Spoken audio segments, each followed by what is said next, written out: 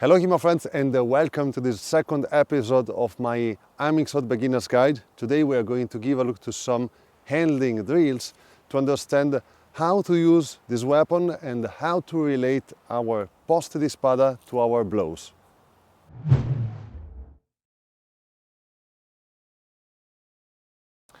The first thing that we have to consider is that we have three joints that we have to take in consideration while handling our weapon.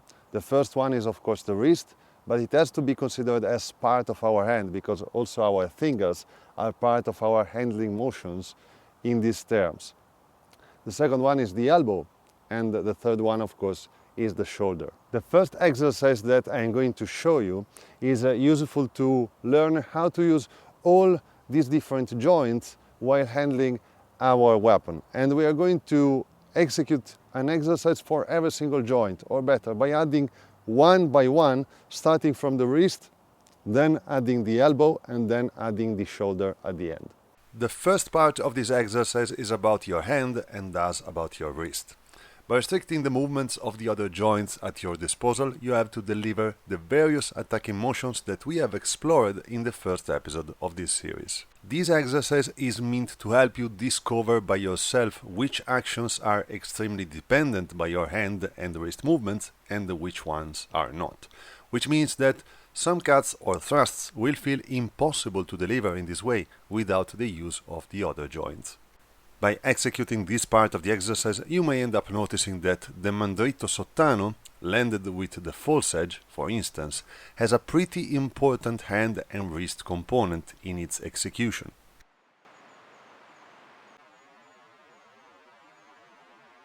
As you can see, the wrist by itself is only able to land certain motions in the proper way, while all the others are kind of weird if landed by using only this kind of joint.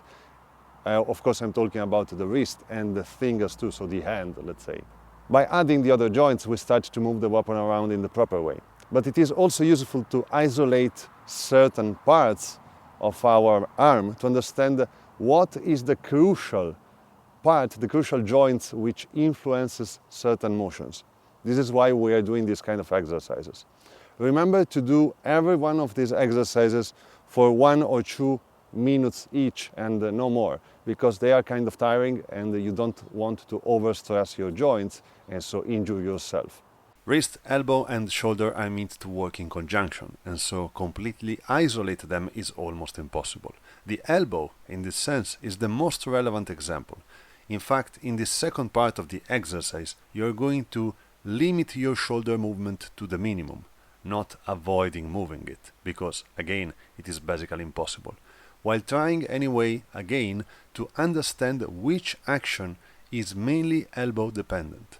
You may end up noticing, for instance, that many straightforward Parry ripostes, such as the one in posto di donna or in posto di finestra, are delivered mostly by an elbow motion.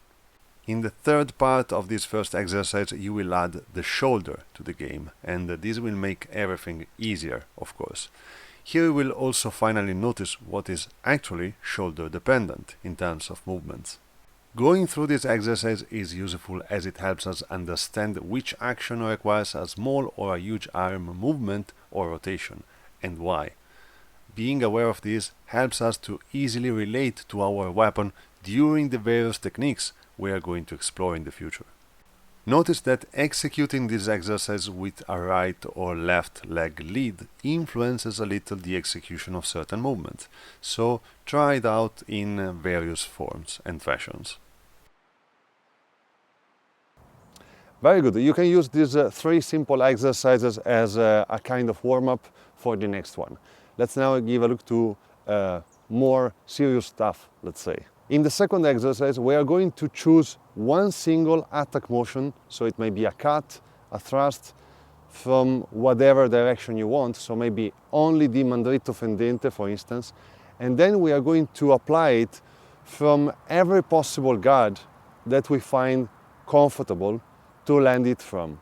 In this way, we are going to discover from which kind of guards it is possible to deliver that attack easily or not. This second exercise is slightly easier in terms of execution, but it requires a more active participation of the brain. The goal is to deliver the same exact blow from all the guards which are able to deliver it, which means that, again, you are going to discover things by trying them out, which is one of the best ways of learning something, in my opinion. Notice that it doesn't matter if the movement you're going to execute is tiny or huge. Every movement is useful in your fencing, so try everything out. Here, as you can see, I prepared for you some examples. I delivered the mandritto fendente, the roverso mezzano with the false edge, and the high right thrust, aka the imbroccata, from a great variety of guards. If I delivered these blows from every possible guard or not, well, this is something you will end up discovering by yourself. Try this game out with 2 or 3 blows per training session and then move on to the next exercise. In the third exercise, we are going to improve our understanding of the guards, and we are going to focus a little on them by moving through the various guards using our cuts and thrusts and connecting the various guards to better understand from which position and to which position every cut moves, transitions and lands. In this kind of way, it is possible to understand how to create movements, which is part of the focus of this series. During this exercise, you have to think about what you're doing, giving to every movement, intention and position a name. It is kind of a shadow boxing, but which is also meant to build up your understanding of the system. By practicing it, it will become easier and easier to think and talk about your own fencing with this weapon especially, and every action will get easier to imagine, conceive and explain. Notice that almost every single posta, namely position, is the starting and the ending position of many blows, feints, beats, parries and all the other actions you may end up applying in fencing. So depending from your skill level and understanding of sword fighting, you may start by simply moving the sword from position to position, giving names to cuts, thrusts and poste.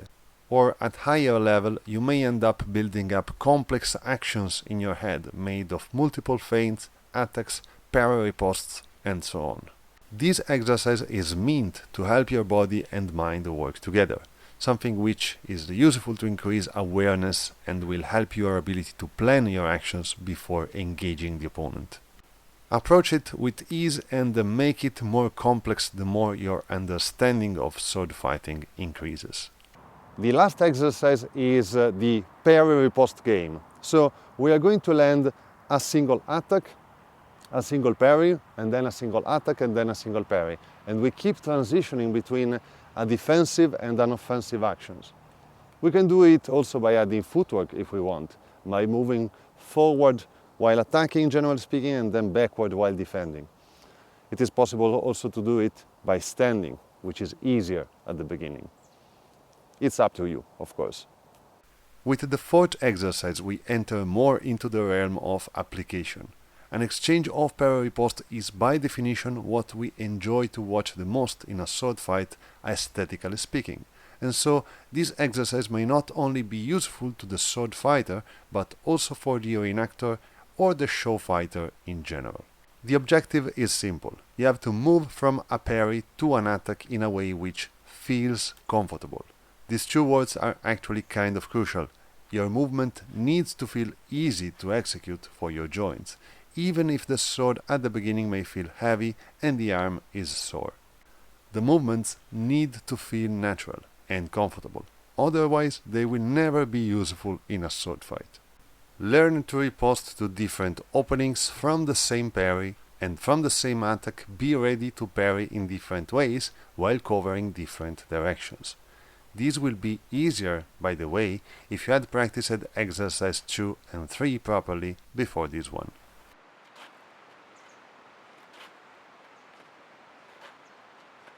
Very good people, we are at the end of this video. In the next one we will still see a number of solo drills, or better, these times of proper forms, to better understand how to use this weapon in solo. And then from the 4th episode of the series, we will start to practice with a training partner. Thanks for watching as always. Remember to check my Patreon, link in the description if you want to see more of my content and if you want to support me and the channel. Thanks for watching as always, and see you next time.